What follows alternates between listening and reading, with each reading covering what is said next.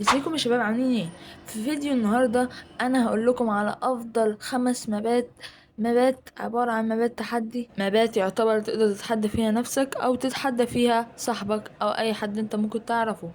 فقبل ما نبدا يا ريت تحطوا لايك ومتابعه، ويلا بينا نبدا. وطبعا الماب الاول معانا في القائمه وهو ماب تاور اوف هيل. ماب تاور اوف هيل هو ماب اوبي مشهور جدا في روبلوكس، والمعروف عنه ان هو ماب مكروه بسبب انه ماب من اسمه كده ماب صعب جدا. ومش عارف الصراحة، هما في بعض الناس اخدين عنه فكرة وحشة، وأخصية يعني الناس اللي بتلعب روبلوكس من على التليفون. وبرضه بمناسبة ان الماب بتاع اللي هو تاور اوف هيل جه في القايمة، فانا كده كده اساسا بحضر باذن الله الفيديو تاور اوف هيل هينزل قريب، وطبعا مليان ضحك. وحرفيا الماب التاني معانا في القائمة وهو ماب جيتنج اوفر ات. ماب جيتنج اوفر ات هو محاكي الماب جيتنج اوفر. جيتنج اوفر دي هي عبارة ان انت بتبقى قاعد جوه صندوق، لا صندوق، آه ومعاك شاكوش طويل، تمام. فالمهم ان انت بتحاول تطلع لأعلى مكان تقدر توصله بالشاكوش الطويل، فطبعا تقدر تدخل فيها وتتنافس مع صاحبك واستمتع. اما بقى الماب التالت معانا وهو ماب بوكسينج بيتا. طبعا ماب بوكسينج بيتا ده غني عن التعريف، انا طبعا مش هشرح اي حاجة فيه، انتوا بنفسكم خشوا شوفوه، تمام. والماب المصنف الرابع معانا على القائمة النهاردة هو ماب رود تو جرامبي.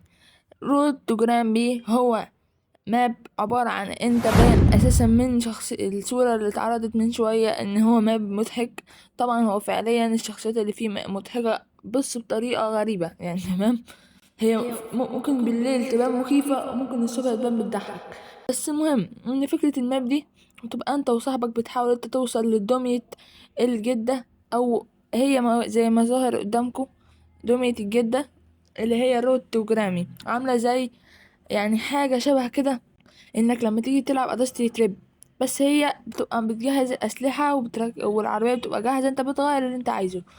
وطبعا الماب ده بجد لو انت بقى عايزه يبقى تنافسي بين صاحبك، يا اما في السيرفر العام هتبقى بتتسابق انت وهو على مين يوصل الاول لجراما، والسيرفر الخاص بتبقى بيديك اوبشنات اكتر، اللي هو انك تقدر مثلا تنزل بازوكا، تنزل اسلحة تانية، فتتحاربوا مع بعض.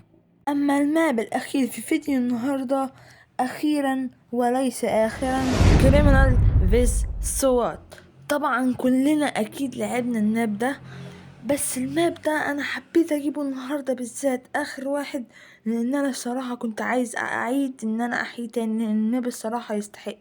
هو ما عادش في حد بيحب ان هو يلعبه بسبب قله التحديثات، بس لو حاولنا ان احنا نلعبه تاني ممكن يتحدث، والله اعلم برضو هيتحدث ولا لا. وبس كده، هنا نكون خلصنا الفيديو. يا ريت تعمل لايك وتشترك في القناة وتساعدني ان اوصل لهدفي 100,000 في اسرع وقت، لان انا فعليا لسه ده اول فيديو ليا. وسلام.